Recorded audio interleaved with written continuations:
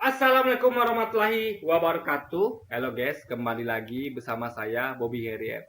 Kali ini kita akan kembali mengomentari video dari Tambah Lagi yang berjudul Bantahan Yesus terhadap ajaran Islam, agama Islam. Oke guys, jadi kita akan langsung tonton videonya, besok akan kita komentari.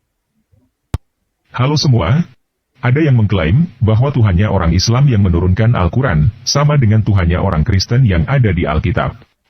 Bahkan ada yang mengklaim bahwa Muhammad adalah penerus Yesus. Nah, itu adalah fakta yang harusnya kita imani sebagai orang beriman gitu. Karena Tuhan tuh nggak mungkin dua, nggak mungkin tiga. Tuhan tuh pastilah satu. Kalau Nabi itu mungkin saja, dan mungkin saja itu lebih dari satu. Namanya Nabi utusan. Karena dunia ini luas, ya. Anda bayangkan betapa dunia luas dan zaman itu sangat panjang periodenya, sehingga nggak mungkin diutusannya satu nabi, nggak mungkin. Makanya ada nabi-nabi banyak, Muhammad, Yesus, Musa, Ibrahim, Daud, dan segala macamnya. Tapi Tuhan itu tetap satu, karena Dia tidak perlu aneh sekali kalau Tuhan itu lebih satu, guys. Tapi kalau nabi lebih satu itu bukan suatu yang aneh, tapi masuk akal dan memang harus begitu, gitu kan. Tetapi benarkah demikian? Pada video ini, kita akan membahas sebuah ajaran di dalam Al-Quran yang membuktikan bahwa Tuhannya orang Islam tidak sama dengan Tuhannya orang Kristen, dan Muhammad bukan penerus Yesus. Karena apa yang diajarkan oleh Al-Quran jelas dibantah oleh Yesus. Oleh karena itu, simak video ini sampai habis ya. Bagaimana Yesus membantah Quran? Yesus saja itu sudah pergi ketika Al-Quran belum diturunkan. Kita kan bisa membantah suatu kalau kita sudah bertemu periode itu. Saya bisa bantah Alkitab, karena kitab sudah ada. Saya nggak mungkin membantah suatu yang belum ada gitu. Mau marahnya belum ada, mau kita bantah gimana gitu kan. Ini makanya errornya pola pikir ditambah lagi. Yesus bantah Quran. Quran aja, Yesus aja ada sebelum Quran kok. Gimana bisa suatu membantah suatu yang belum ada gitu. Ini akal sehatnya gimana gitu guys, bagi berpikir gitu kan.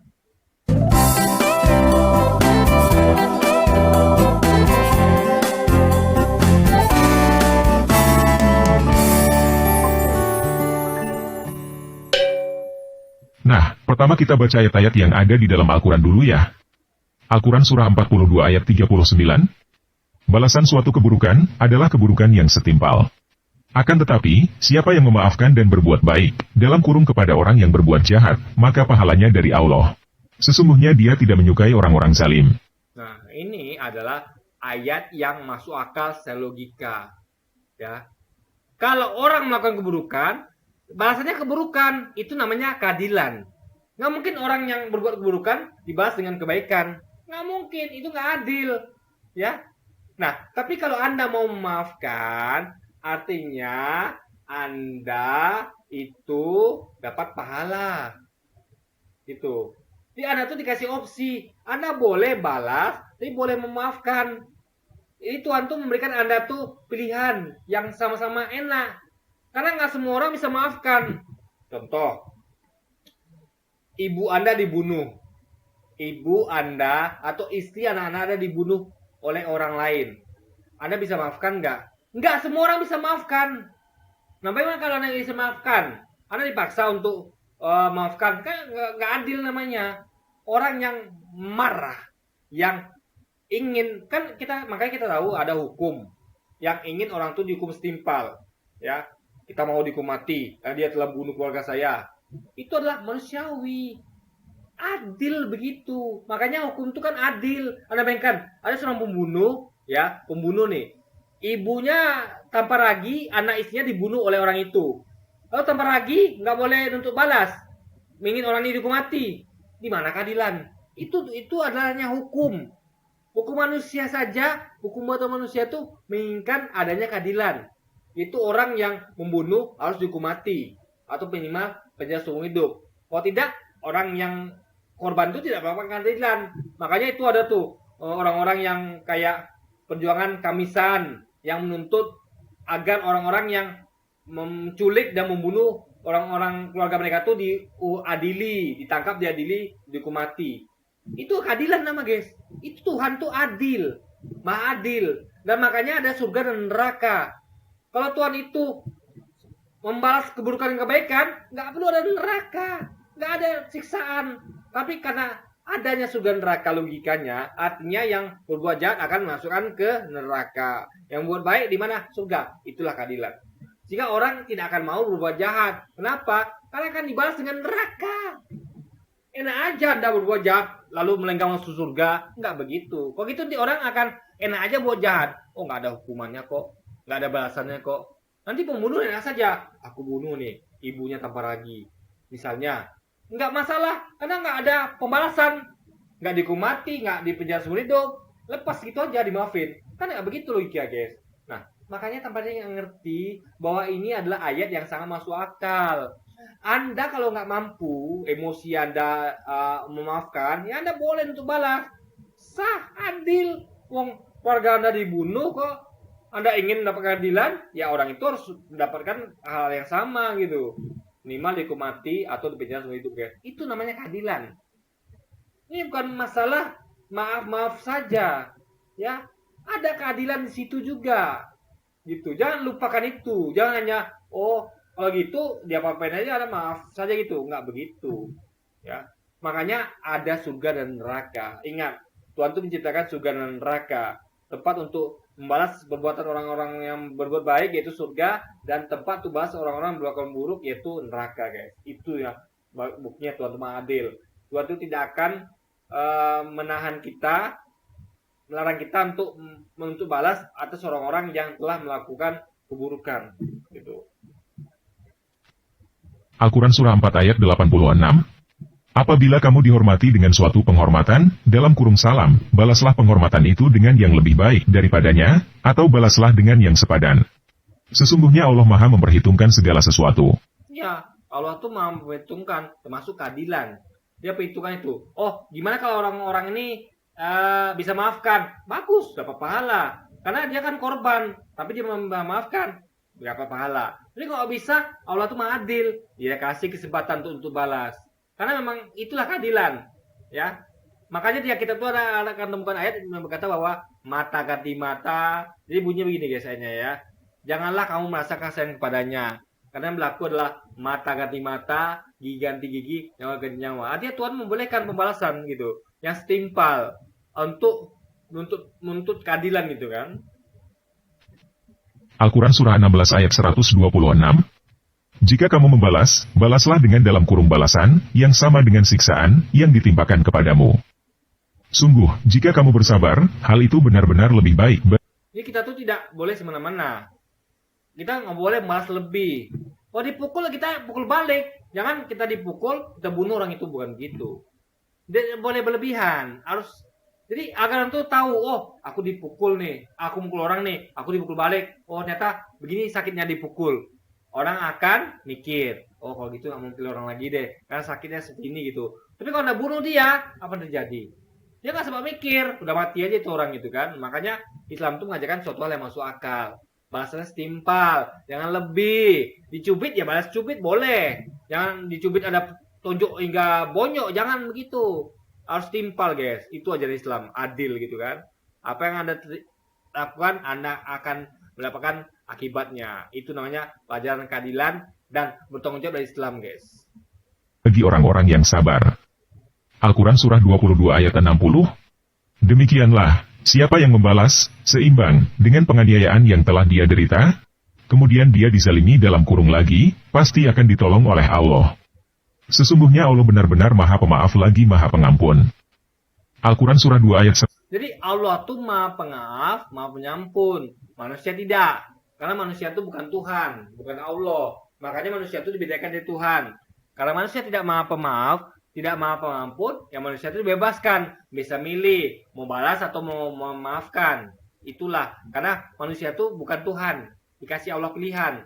Sesuai dengan sifat asli alami dari manusia itu sendiri, guys.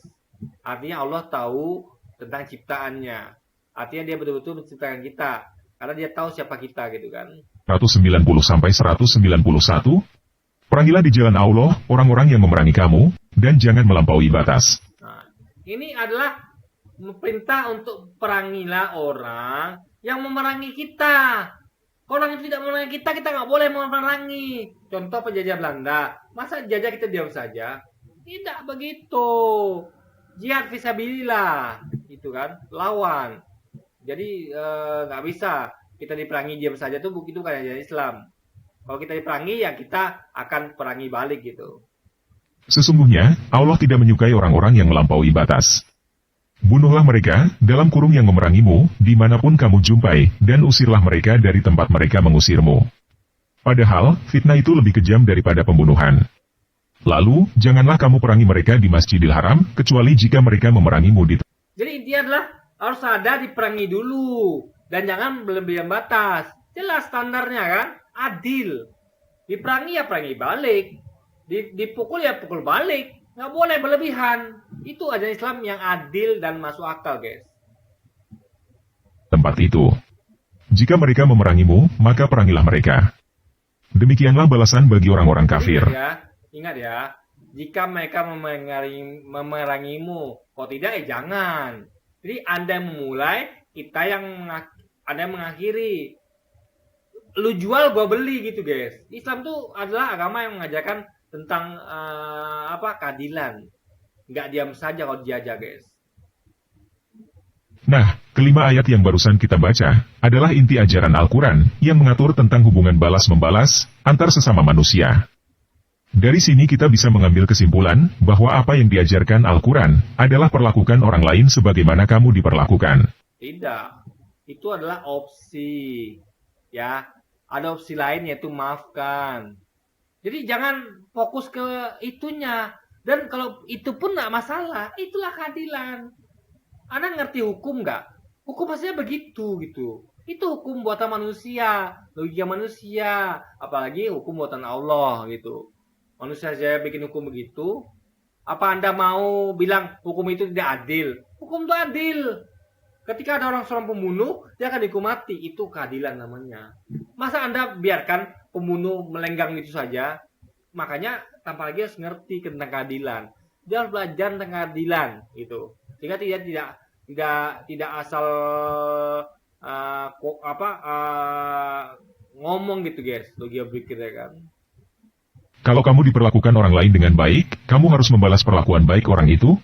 Kalau kamu diperlakukan orang lain dengan buruk, kamu boleh memaafkan dan berbuat baik kepada orang itu. Tetapi, tidak masalah jika kamu membalas orang itu dengan perlakuan buruk yang setimpal. Hal ini sepintas terdengar sangat adil dan benar. Apalagi hal ini mirip dengan hukum Taurat yang tertulis di dalam Imamat 24. Iya, ini hukum yang Yesus ajarkan. Yesus berkata, ya, sesungguhnya aku datang bukan untuk meniadakan hukum Taurat dan kitab para nabi. Aku datang bukan untuk meniadakannya, tapi untuk menggenapinya. Selama belum lenyap langit dan bumi, ya, tidak akan dihapuskan, tidak akan hilang satu titik pun dari hukum Taurat. Ini tidak akan hilang satu titik pun, artinya masih berlaku. Nah, orang Kristen nggak ngerti arti kata menggenapi. Mengenapi artinya adalah menambah sehingga lengkap atau genap. Alias ditambah, bukan dihilangkan atau diubah. Saya mau nambah uang 10.000 menjadi 20.000. Apa yang saya lakukan? Saya tambah 10.000 lagi. 10.000 ditambah 10.000 jadi 20.000. Bukan saya ganti uangnya. Saya ambil uang 10.000-nya, saya kasih uang 5.000. Itu nggak genap 20.000. Jadi kurang jadinya. 5.000 jadinya kan. Sama kayak misalnya saya mengenapi Pancasila yang awalnya mungkin hanya 3 sila. Ya, sila pertama 2, 3. Saya genapi jadi 5 sila. Apa yang Anda lakukan? Ya Anda tambahkan 2 sila lagi. Bukan Anda ubah sila-silanya. Itu arti kata mengenapi, ya. Menambah sehingga lengkap atau genap. Itu yang tidak dipahami oleh orang-orang Kristen.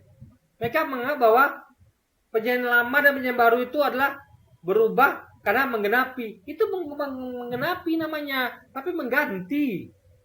Sesuatu yang tidak berlaku, yang berlaku jadi nggak berlaku lagi. Itu mengganti, bukan menggenapi. Menggenapi, sesuatu yang sudah berlaku itu tak berlaku, ditambah hukum-hukum baru yang tidak bertentangan dengan berlakunya hukum lama, guys. Itu logika berpikirnya tentang apa itu arti kata menggenapi yang dimaksud oleh Yesus itu kan. 4 ayat 19-20. Dan seseorang yang membuat cacat sesamanya, demikianlah harus diperlakukan kepadanya. Patah ganti patah, mata ganti mata, gigi ganti gigi. Seperti kepada seseorang yang dibuatnya cacat, demikianlah itu harus diperlakukan. Jadi kalau ada ajaran lain yang bertentangan ajaran ini, itu artinya ada kontradiksi. Ya. Ini ayat mengajarkan tentang keadilan. Ya, keadilan. Dan Anda boleh maafkan.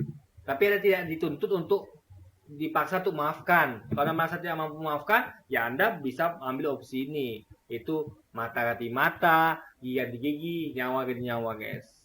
Terhadapnya. Tetapi, pemikiran untuk memperlakukan orang lain sebagaimana kamu diperlakukan, sudah dibantah oleh Yesus, di dalam Matius 5 ayat 38-48. Jadi gini, Yesus itu bukan sedang membantah ayat ini. Tapi dia mengajarkan sama seperti yang diajarkan tadi, bahwa kalau kamu mampu memaafkan, maka lebih baik begitu. Jadi Yesus itu lebih mengatakan bahwa ambil opsi maafnya.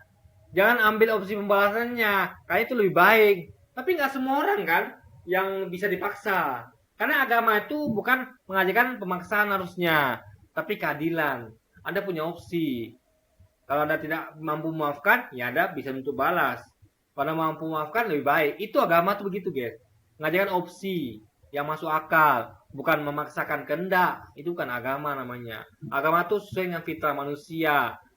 Keadilan. Manusia punya rasa, punya hati yang nggak bisa dipaksakan, guys. Itu logika berpikirnya. Kamu sudah mendengar apa yang telah dikatakan, mata ganti mata, dan gigi ganti gigi. Tetapi aku berkata kepadamu, janganlah melawan orang yang jahat. Melainkan siapa yang menampar pipimu yang kanan, berikanlah kepadanya pipi yang kiri juga. Ini adalah saran, opsi, bukan pemaksaan. Ya. Jadi kamu sudah mendengar apa yang telah dikatakan. Artinya itu tetap diikuti. Kamu dengar tadi sama kayak tadi itu ya, Isa mengajarkan bahwa kamu kalau diperangi perangi. Tapi kalau maafkan juga boleh gitu. Intinya adalah opsi. Yesus sedang memberi opsi. Tidak sedang membantah atau menyalahkan apa yang telah didengar. Itu tetap berlaku. Gimana Yesus kasih opsi lain? Kalau bisa maafkan gitu. Ya kan? Dan kepada orang yang menginginkan engkau untuk dihukum, dan mengambil pakaianmu, berikanlah kepadanya jubahmu juga. Siapa saja yang ingin memaksa engkau berjalan 1 mil, berjalanlah bersamanya 2 mil.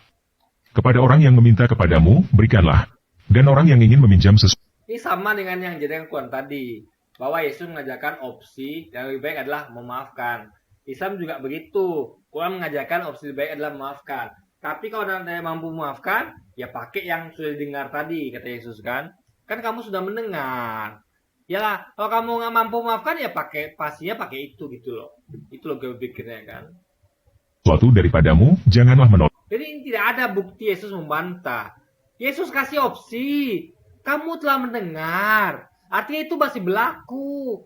Kalau tidak berlaku, ngapain Yesus ngomong-ngomong tentang itu kan? Itu loh guys. Jadi umatnya tuh nggak bingung. Dikasih opsi.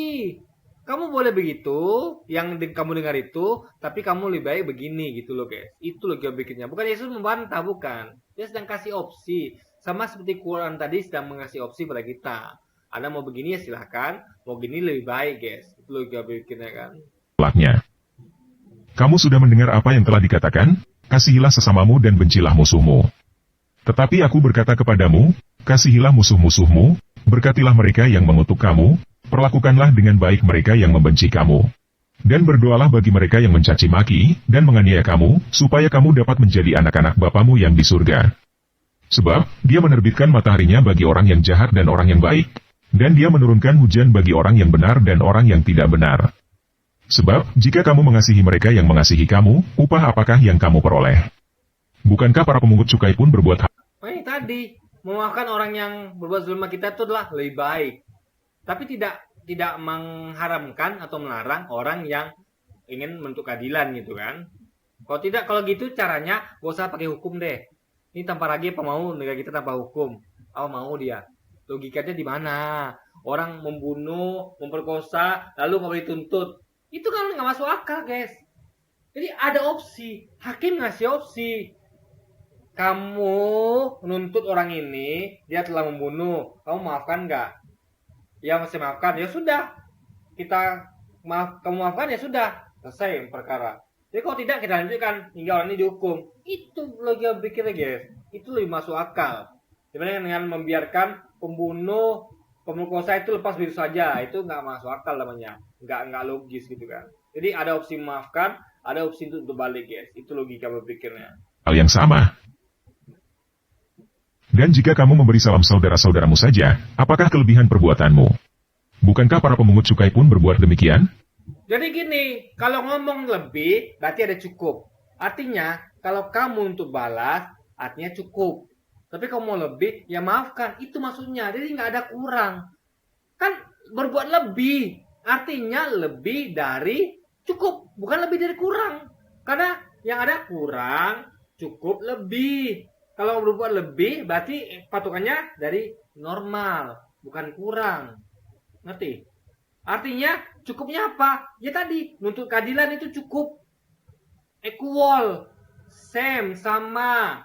Tapi kalau mau lebih, ya lebih dari cukup, ya dapat hadiah lebih, ya maafkan. Itu lo pikirnya, guys. Oleh karena itu, hendaklah kamu menjadi sempurna, sebagaimana Bapamu yang di surga adalah sempurna. Matius 7 ayat 12. Karena itu, segala sesuatu yang kamu ingin, agar orang melakukannya kepadamu, lakukanlah juga hal itu kepada mereka. Itulah isi kitab Taurat dan kitab para nabi. Jadi, ada perbedaan satu kata antara kesimpulan ajaran yang ada di dalam Al-Quran dengan kesimpulan ajaran Yesus. Kesimpulan ajaran yang ada di Al-Quran adalah perlakukan orang lain sebagaimana kamu diperlakukan. Sedangkan ajaran Yesus adalah perlakukan orang lain sebagaimana kamu ingin. Ajaran ini tidak berlaku kaku, tidak. Kalau mampu lakukan. Kalau tidak ada dilarang orang untuk keadilan itu. Kalau tanpa ragini begini loh dia pikirnya, ya harusnya dia tuh tidak setuju dengan hukum. Kalau ada pembunuh ya maafkan, ada pemerkosa maafkan. Masuk akal tidak? Nggak masuk akal, guys. Yesus tidak mungkin mengatakan suatu masuk akal, tidak masuk akal seperti itu. Makanya harus dipahami bahwa Yesus itu memberikan opsi pada kita. Kalau Anda memaafkan pembunuh, pemerkosa itu lebih baik. Tapi kalau itu lebih baik dan lebih dari cukup. Tapi kalau Anda menuntut balas itu cukup. Sah, boleh. Itu, guys. Tapi ya cukup. Artinya tidak kurang. Artinya tidak dosa. Boleh berarti. Ya kan, adil, guys. Gitu. Tapi kalau kamu pengen lebih ya kamu maafkan. Dan nggak semua orang bisa begitu. Makanya dikasih opsi, guys. Diperlakukan. Perbedaannya hanya satu kata, yaitu kata ingin. Tetapi, dampak yang dihasilkan jauh berbeda. Supaya lebih jelas, kita ambil contoh, misalnya kendaraan kita ditabrak orang. Jika kamu mengikuti ajaran, perlakukan orang lain sebagaimana kamu diperlakukan. Hasilnya adalah, kamu balas menabrak mobil orang itu. Kalau nabraknya nggak sengaja, ya nggak boleh balas nabrak. Kan harus setimpal. Kalau dia sengaja nabrak kita, ya kita pun juga nggak mungkin nabrak balik. Rugi lah kita, ya kan? Yang ada kita tuh nuntut balas. Apa itu yang masuk akal? Ganti nih mobil saya. Ganti nih pengobatan saya. Bukan malah saya tabrakan, kita udah celaka makin celaka lagi. Makanya tanpa lagi ini tidak pakai akal sehat ya, guys. Ya saya keterangkan ya. Kalau ada ditabrak dengan tidak sengaja, ya Anda tuh gimana? Orang nggak sengaja gitu kan. Tapi kalau ada tidak dengan sengaja, ya ngapain Anda nabrak balik? Anda sudah luka-luka, Anda nyari mati, nyari penyakit. Ya Anda tuh nuntut aja, tuntut. Ganti mobil saya rusak ini, atau motor saya rusak, dan ganti pengobatan saya. Kalau dia sengaja, itu dia pikirnya, guys. Ini apa sampai ini nggak masuk akal gitu kan? Ya ini pun ngomong tentang tabrak mobil. Gimana kalau keluarga Anda dibunuh, ibu Anda, istri Anda dibunuh, Anda mau diam saja? Kan tidak, Anda kan pasti ke polisi, lapor, Pak, istri saya, anak saya, keluarga saya dibunuh Pak, saya ingin keadilan, kan begitu. Lalu polisi menyerahkan ke pengadilan, lalu ada akan nuntut orang yang melakukan hal keji itu di pengadilan, gitu kan? Itu logis sekali gitu. Lucu kok ada orang yang mengatakan bahwa, weh nggak boleh, ngapain nggak bawa polisi, nggak boleh, salah itu, nggak boleh bawa polisi, nggak boleh bawa pengadilan, apa yang harus melakukan, maafkan, nggak begitu guys, itu nggak logis, nggak logis. Kita harusnya dikasih opsi, mau maafkan bagus, lebih dari cukup, tapi kalau mau cukup ya Anda boleh untuk balik, nggak ada masalah di situ guys. Itu logika berpikir yang benar gitu kan. Kamu adalah orang yang berpikiran pendek, kamu akan mengambil kesimpulan bahwa itu adil banget. Orang menabrak mobil kamu balas menabrak mobil orang itu. Jadi impas. Nggak begitu pikirnya. Dikiranya nama mobil tuh kayak main bom bukan. Nabrak mobil tuh rugi loh guys. Mobil kita tuh tambah hancur. Yang enak tuh kan minta ganti rugi gitu loh. Manusia tuh cerdas. Gak ada orang tuh yang ditabrak nabrak balik itu gak ada. Cuman itu ajarannya tanpa ragi. Gak ada guys. Yang ada kita ditabrak tuh kalau gak sengaja atau sengaja pun ya, kita tuh tidak ganti rugi. Ganti nih mobil saya rusak nih. Ganti biaya pengobatan. Gak ada kita tuh bakal nabrak balik. Gak ada. Itu hanya dalam pemikiran gilanya tanpa ragi aja guys. Tetapi kalau kamu adalah orang yang berpikiran panjang, kamu akan sadar bahwa itu bodoh banget. Dengan balas menabrak mobil orang itu, kita tidak akan mendapatkan sesuatu yang baik, bahkan mobil kita akan semakin tambah parah. Begitu pula dengan membalas kejahatan orang lain, dengan kejahatan yang setimpal. Hal itu tidak membuat kamu mendapatkan sesuatu yang baik. Ini bukan kejahatan setimpal, ini namanya keadilan. Ketika kita ada keluarga kita dibunuh, diperkosa, kita ingin orang itu mendapatkan hukuman, itu apa kejahatan? Tidak. Kejahatan itu adalah apa yang dilakukan duluan, itu kejahatan. Untuk balas itu adalah keadilan. Bedakan ya. Siapa yang memulai, itulah kejahatan. Yang membalas bukan jahat. Dia menuntut keadilan. Jadi, para pembalas adalah para penuntut dari keadilan. Yang melakukan duluan itulah yang kejahatan. Anda jangan muterbalikkan itu ya. Jangan. Gitu. Makanya ya harus berpikir lah guys ya. Kejahatan itu adalah sesuatu yang dimulai di awal. Ya, dimulai di awal. Kalau kita nuntut keadilan yang setimpal ya, itu adalah adil namanya. Anda dipukul, ya Anda pukul balik. Yang mukul balik itu bukan jahat namanya. Misal gini, anak saya dipukul oleh temannya. Lalu anak saya balas balik dengan pukulan yang sama. Lalu datanglah bertengkar sama orang tuanya. Anak kamu jahat tuh, mukul anak saya. Saya katakan tidak. Anak kamu yang jahat.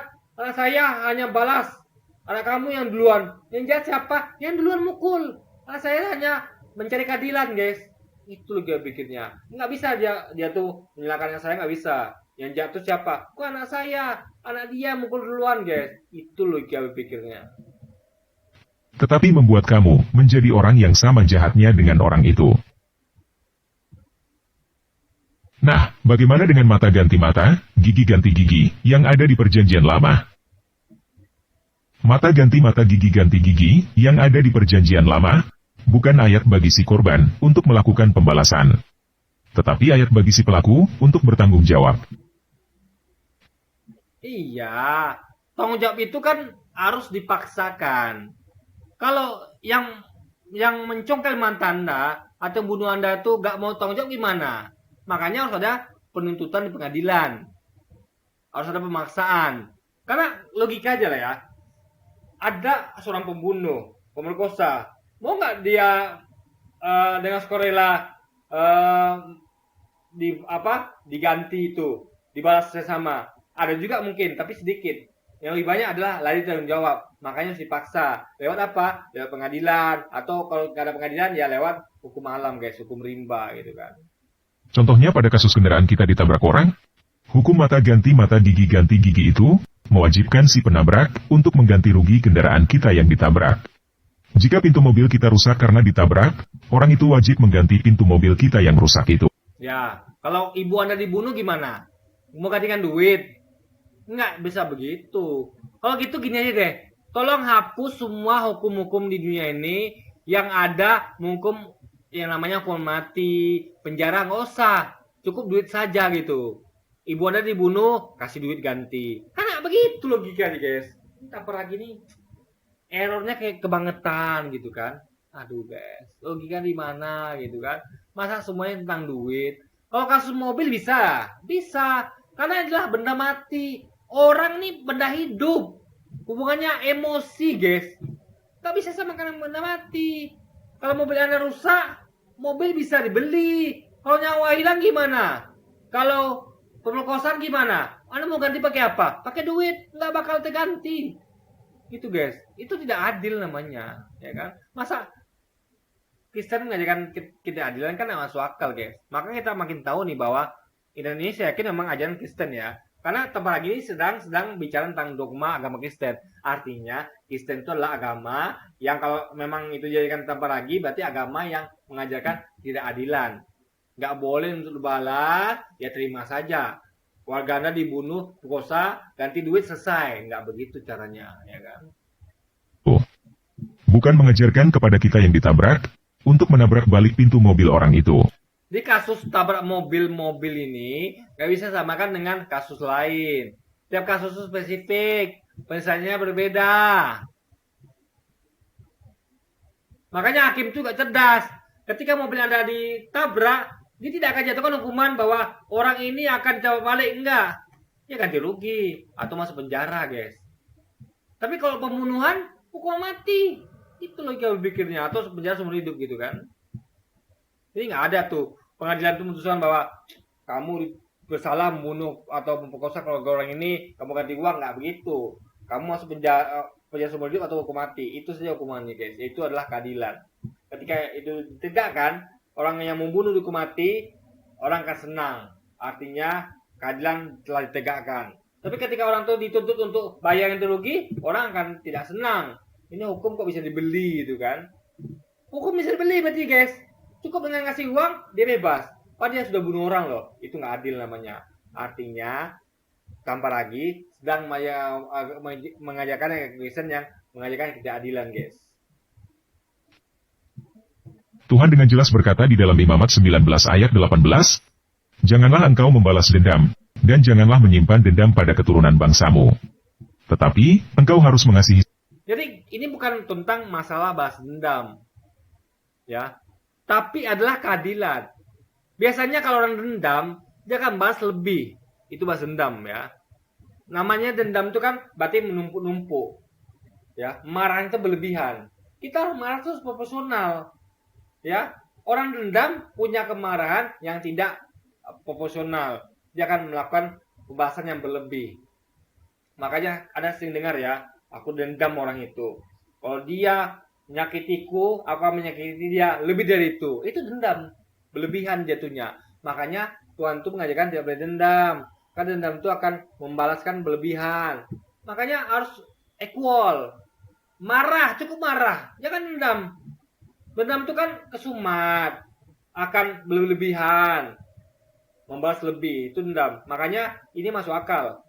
Tuhan itu tidak mengajarkan dendam, tapi membolehkan marah, sehingga balasannya akan setimpal.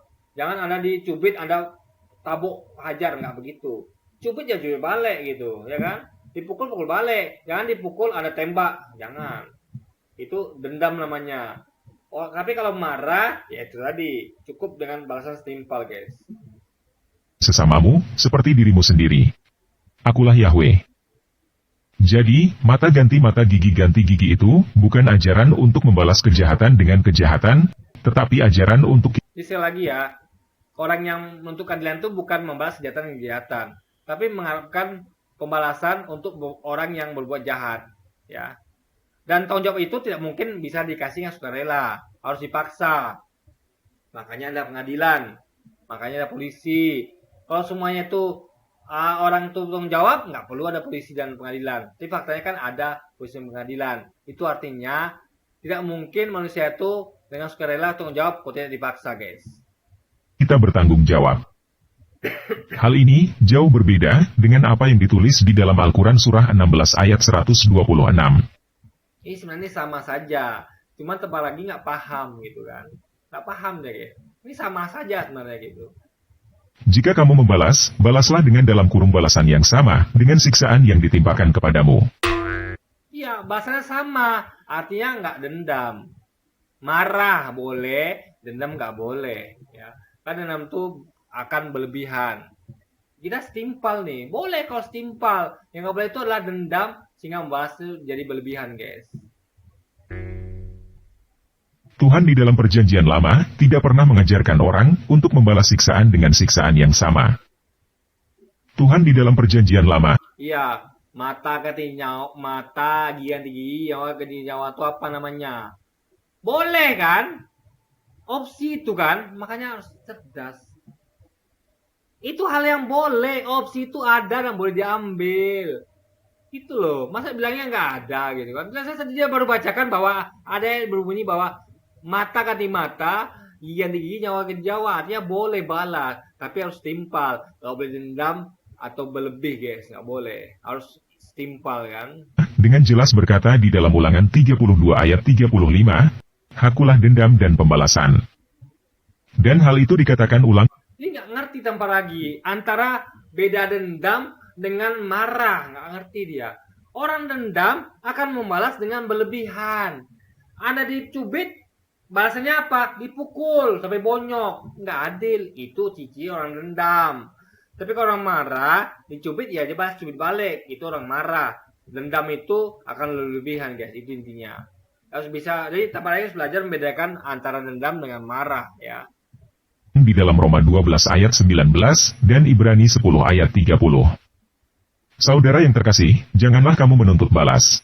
Berilah tempat bagi murka Elohim, sebab telah tertulis, pembalasan adalah hakku. Akulah yang akan membalas, demikianlah Tuhan berfirman. Sebab kita telah mengenal Dia yang mengatakan, pembalasan adalah hakku, dan akulah yang akan menghukum. Iya, itu kalau manusia tidak mampu membalas. Makanya ada Tuhan yang membalas. Makanya surga dan neraka. Kalau begitu hapus saja semua hukum gitu kan. Ya boleh ada hukum yang membalaskan perbuatan orang jatuh, nggak boleh ada. Kan nggak begitu logikanya, guys. Justru keadilan itu ditegakkan di dunia dan akhirat. Kalau tidak nanti semua orang enak saja dong. Apalagi orang-orang nggak beriman. Coba orang nggak beriman.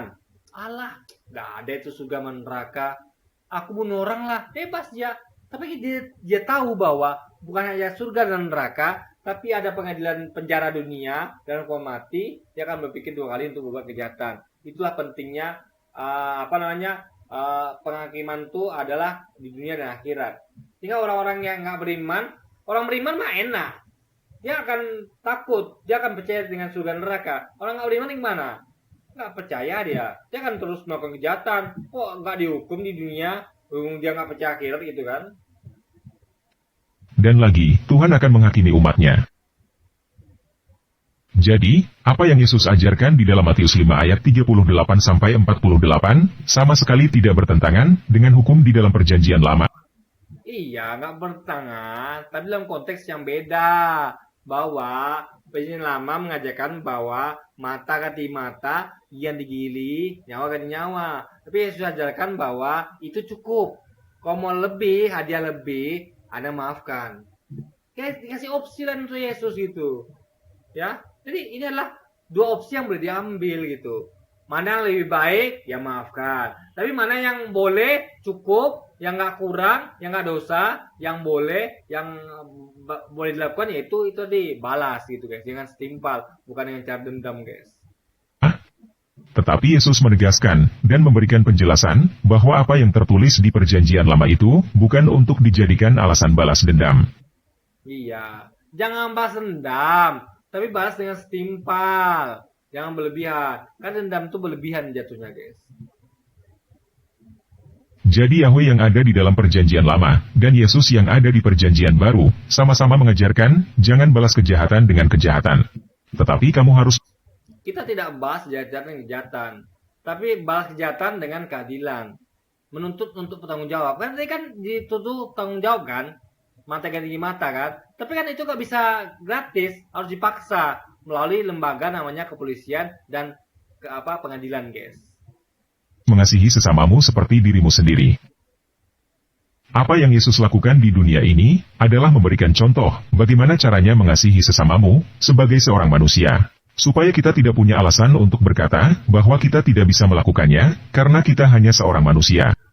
Manusia itu nggak bisa kita mungkiri punya sifat ingin adil. Apa yang diperbuat tuh mereka harus merasakan balasan setimpal. Makanya Tuhan tuh menyediakan surga dan neraka agar orang-orang yang tidak kena hukuman di dunia akan dihukum di akhirat, guys. Karena Tuhan tuh ingin manusia tuh mendapatkan keadilan gitu. Jadi Tuhan ingin berkata bahwa kalau nih orang tidak dihukum di dunia karena kejahatannya, tenang, akan hukum dia di neraka kelak. Artinya keadilan akan tetap diberikan, akan dikenakan pada orang buat jahat, nggak di dunia, akhirnya pun akan kena. Sehingga tidak mungkin orang yang berbuat kejahatan itu akan lepas dari tanggung jawabnya, guys. Akan tetap dihukum gitu kan. Nah, jika kamu mengikuti ajaran untuk memperlakukan orang lain sebagaimana kamu diperlakukan, hasilnya adalah jika kamu ditabrak, kamu akan menabrak balik orang itu. Enggak, itu hanya orang-orang bodoh, ya. Orang-orang itu bukan orang Islam. Orang Islam itu cerdas. Kau ditabrak ya nuntut ganti rugi gitu kan. Tetapi jika kamu mengikuti ajaran untuk memperlakukan orang lain sebagaimana kamu ingin diperlakukan, Ternyata itu hanya ada dalam kepala Tabaragi, hayalan itu. Nggak kejadian, guys. Karena orang tuh semua cerdas gitu. Mana ada orang yang ditabrak nomor balik, nggak ada. Yang ada minta ganti rugi gitu loh. Jadi yang sampaikannya itu hanya ada orang-orang itu melakukannya di dunia hayalan, guys. Dunia fantasi gitu kan. Fantasinya si Tabaragi, guys. hasilnya adalah jika kamu ditabrak, kamu akan berpikir, bagaimana kamu ingin diperlakukan jika kamu yang menabrak. Apakah kamu ingin orang yang kamu tabrak itu balas menabrak kamu? Jika kamu tidak ingin orang yang kamu tabrak balas menabrak kamu, maka kamu juga jangan balas menabrak orang yang menabrak kamu. Apakah kamu ingin orang yang kamu tabrak itu mencaci maki kamu? Kalau kamu tidak ingin dicaci maki karena kamu menabrak, kamu juga jangan mencaci maki orang yang menabrak kamu.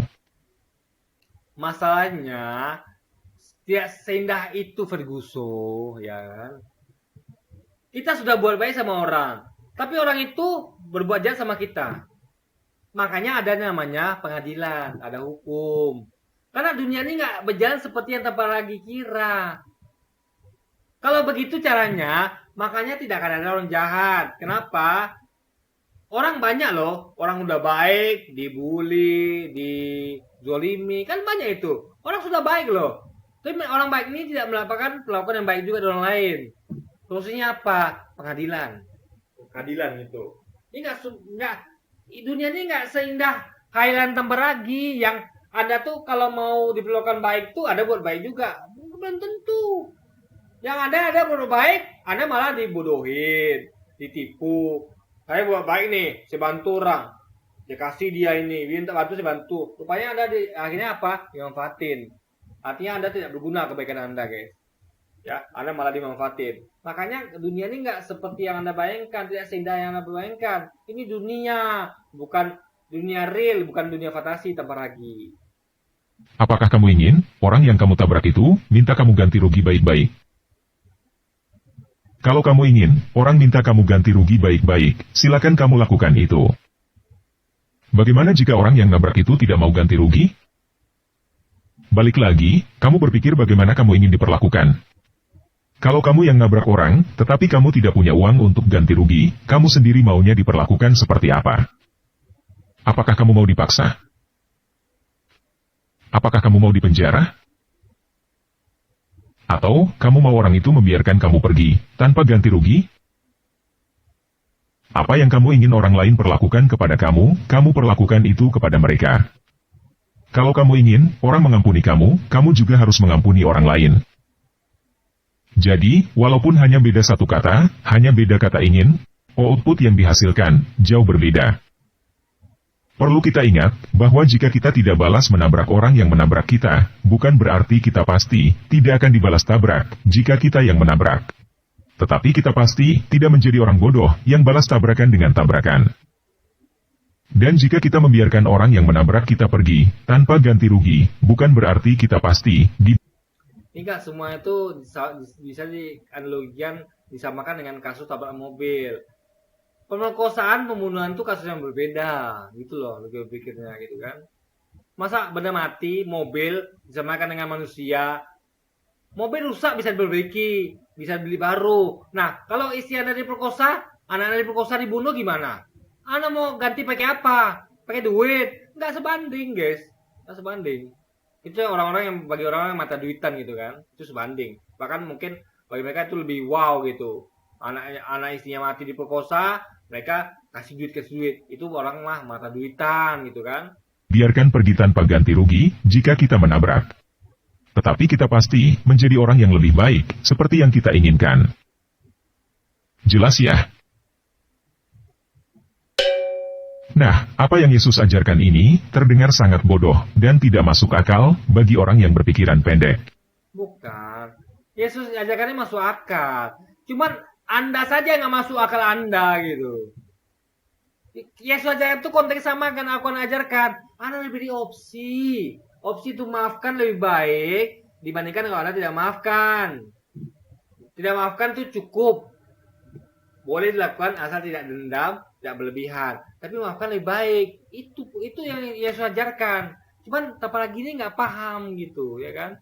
Akalnya nggak mampu menangkap apa yang Yesus sedang coba sampaikan kepadanya gitu kan. Tetapi jika kamu adalah orang yang berpikiran panjang, apa yang Yesus ajarkan ini sangat pintar dan masuk akal. Orang yang berpikiran pendek lebih suka ajaran untuk balas menabrak orang yang menabrak kamu karena hal itu memuaskan emosinya. Dia tidak memikirkan apakah mobilnya akan menjadi lebih baik atau lebih parah dengan menabrak balik mobil orang itu. Yang penting, orang lain merasakan ditabrak seperti yang dia rasakan dan dia puas dengan hal itu.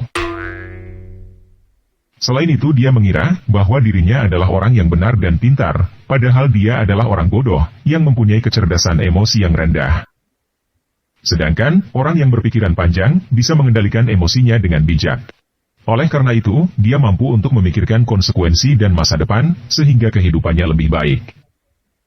Selain itu, jika kamu adalah orang yang berbuat baik kepada orang yang baik kepada kamu, dan berbuat jahat kepada orang yang berbuat jahat kepada kamu, apakah kamu layak disebut orang baik?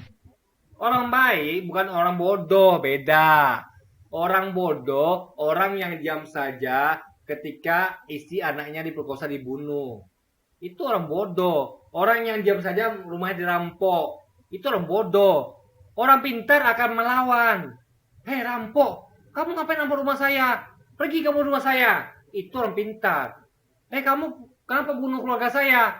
Kamu harus ditutup pengadilan. Kamu harus dihukum mati. Itu orang cerdas. Orang bodoh. Ya, silakan rampok rumah saya. Ambil semua harta saya. Bunuh saya dan keluarga saya. Itu orang bodoh guys. Ya, makanya jangan mau jajarin hal bodoh oleh Tabaragi deh, jangan. Itu orang bodoh. Baik itu nggak ada hubungan dengan bodoh. Baik itu ya baik saja. Anda boleh nuntut balas asal setimpal. Itu namanya keadilan. Nggak ada hubungan dengan itu telah baik atau buruk. Masa orang untuk keadilan dikatakan orang jahat? Yang jahat adalah orang yang membuat orang itu dizolimi. Pelaku adalah orang jahat. Korban yang nuntut keadilan itu bukan penjahat. Dia adalah korban. Masa bedakan antara pelaku atau nama lainnya penjahat dengan korban nggak bisa sih tanpa lagi ini. Betapa bodohnya dia guys. Ya itu yang namanya kebodohan yang hakiki itu seperti itu gitu kan logikanya. Atau kamu lebih layak disebut sebagai orang yang tidak punya integritas dan bisanya cuma ikut-ikutan? Orang yang layak disebut sebagai orang baik itu adalah orang yang berbuat baik kepada orang yang baik dan orang yang jahat. Walaupun dia diperlakukan dengan jahat, dia tetap berbuat baik. Itu baru layak disebut sebagai orang baik. Ya kalau gitu nanti ya, kalau ada yang orang yang perkosa ibu, anak Anda, yang bunuh keluarga Anda, yang rampok rumah Anda, berbuat baik sama orang itu. Berbuat baiklah pada perampok pembunuh itu. Ya. Tanpa lagi aja, jangan sama perampok, pembunuh, pemerkosa, sama orang saja yang itu dikiranya mengganggu agama dia, itu dia serang itu. Anda bayangkan, ya udah diserang dia itu, udah dibully dia, udah hakimi dia gitu. Bagaimana bisa coba? Jadi tanpa lagi nih ngomongnya sok suci, padahal aslinya enggak guys. Dia serang itu orang-orang kayak Ustaz Kenama lainnya itu diserang itu, ya kan? Dia ejek Islam, serang Islam, fitnah Islam, ya kan? Apa itu disebut baik? Ngajarnya sosok baik, faktanya tidak baik ya. Jadi berkacalah tempat lagi, berkaca. Kalau memang orang baik, seperti yang Anda gaungkan itu, jangan serang Islam ya. Jangan serang umat Islam. Anda nggak boleh, jadi narasi Anda ini jahat sekali gitu, serang-serang agama lain gitu. Jadi Anda baik apanya gitu, ya. Jadi baik itu bukan begitu guys, ya. Baik itu nggak sama bodoh, saya katakan lagi ya. Baik itu beda dengan bodoh, ya. Jangan coba-coba Anda sama-samakan itu ya, itu beda sekali. Sedangkan orang yang berbuat baik kepada orang yang baik, berbuat jahat kepada orang jahat, tidak pantas disebut orang baik. Karena orang paling jahat di dunia, yang kamu tahu, juga berbuat baik kepada orang yang baik kepada dia. Jelas ya? Nah, katanya, di akhirat nanti, orang-orang baik akan masuk surga, dan orang-orang jahat akan masuk neraka. Jadi saya mau mengajak kamu berpikir yang lebih sederhana. Ada dua kelompok orang. Kelompok yang pertama, isinya adalah orang-orang yang selalu membalas kejahatan dengan kebaikan. Kelompok yang kedua, isinya adalah orang-orang yang bisa membalas kejahatan dengan kejahatan. Orang yang selalu membalas kejahatan dengan kejahatan berada di kelompok yang orang yang balas kejahatan yang jahat itu adalah orang yang dendam, yang melakukannya lebih. Dia dipukul, dia balas dengan membunuh, itu kejahatan. Tapi kalau dipukul, balas pukul balik itu bukan kejahatan. Coba Anda lihat orang berantem nih, ada orang berantem ya, yang satu mukul yang lain. Tiba-tiba yang satu ini balas. Apa yang dikatakan orang-orang? Oh, yang dipukul jahat, dia mukul balik. Enggak, yang jahat yang mukul. Orang-orang akan tepuk tangan sama yang balas. Bagus, kamu harus balas. Kamu harus dapatkan keadilan. Kan gitu logikanya. Nggak mungkin yang balas mukul tuh dikatakan orang jahat. Enggak, wong dia dipukul kok, yang salah yang mukul duluan. Kan begitu logikanya. Masa yang balas mukul orang jahat, sama aja dengan orang mukul duluan? Nah, begitu logikanya guys. Gitu kan. Yang jahat adalah yang mulai duluan. Yang balas nggak salah, dia hanya nuntut keadilan gitu guys. Yang nggak boleh itu adalah berlebihan. Saya akan marah ketika ada orang dipukul, yang mukul tuh balasnya lebih. Saya marah. Tapi kalau ada orang dipukul, dia mukul balik dengan setimpal, saya senang. Saya melihatnya biasa saja. Karena ini adalah adil. Orang yang melakukan hal buruk mendapatkan karmanya, itu adil namanya, gitu kan, baik dan bukan sesuatu yang salah gitu. Yang salah kalau dia melakukan dendam sehingga balasnya lebih, itu barunya namanya tidak baik, guys. Kedua, kamu mau berada di kelompok orang yang mana? Kita tidak perlu tunggu mati dulu untuk tahu bahwa kelompok yang isinya adalah orang-orang yang membalas kejahatan dengan kejahatan adalah neraka. Tempat sebagus apapun, jika isinya adalah orang-orang yang membalas kejahatan dengan kejahatan, maka tempat itu akan menjadi neraka. Kalau saya tidak mau dikumpulkan bersama orang-orang yang membalas kejahatan dengan kejahatan. Di dunia ini saya tidak mau, di akhirat pun saya tidak mau. Saya maunya dikumpulkan bersama-sama dengan orang-orang yang membalas kejahatan dengan kebaikan. Coba Anda tes ya. Ya, nggak usah Anda tuh lagi bunuh atau siksa atau apa itu keluarga tanpa lagi. Ya, saya saja nih yang komentari agama dia itu sudah serang guys, dikatakan macam-macam gitu, apalagi oleh pendukungnya gitu kan, oleh orang Kristen. Artinya guys, itu mereka tuh hanya manis dulu saja, faktanya hatinya dusta guys. Jangan lagi kita tuh melakukan hal aneh kepada keluarganya atau dirinya. Baru kita kritik agamanya saja, kita sudah melakukan seperti ini, dilecehkan gitu, dituduh, difitnah, dikatakan macam-macam, teroris lah, kadrun lah. Itu namanya hatinya busuk. Hati dan lidahnya nggak sinkron. Lidahnya baik, manis di bibir saja, hatinya busuk guys. Ya, hatinya busuk. Dia membalas kritikan kepada agamanya, dibalas dengan lapor polisi, balas dengan bully, hinaan, cacian. Itulah aslinya dia guys. Oleh karena itu, di dunia ini saya mengikuti ajaran yang mengajarkan untuk membalas kejahatan dengan kebaikan. Kalau kamu maunya dikumpulkan bersama-sama dengan orang-orang yang membalas kejahatan dengan kebaikan di dunia dan di akhirat, silakan ikutin ajaran Yesus di dalam Lukas 6 ayat 27-28. Kasihilah musuh-musuhmu, berbuatlah baik terhadap mereka yang membenci kamu, berkatilah orang-orang yang mengutuk kamu, dan berdoalah bagi mereka yang... Ya, ini adalah saran. Saran, bukan ketentuan yang kaku, guys. Enggak, ini saran. Ya. Kasihilah musuh-musuhmu. Kok nggak bisa gimana? Itu namanya keadilan. Ya, manusia nggak dipaksakan sesuatu yang menurut mereka tidak adil. Ada orang yang bisa maafkan, ada yang tidak. Nggak semua orang bisa memaafkan gitu. Ya kan, masa ada memaksa orang semua itu untuk bisa memaafkan? Nggak begitu. Ya, ini logikanya harus benar, guys. Ya, harus benar logikanya ini. yang menghina kamu. Oke, sekian video kali ini, Yesus Kristus penguasa.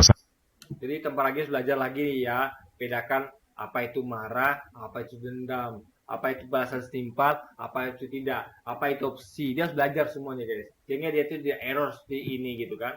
Oke, guys, jadi mungkin sekian dulu aja video kita kali ini dan sampai jumpa lagi di video-video selanjutnya dan wassalamualaikum warahmatullahi wabarakatuh, guys.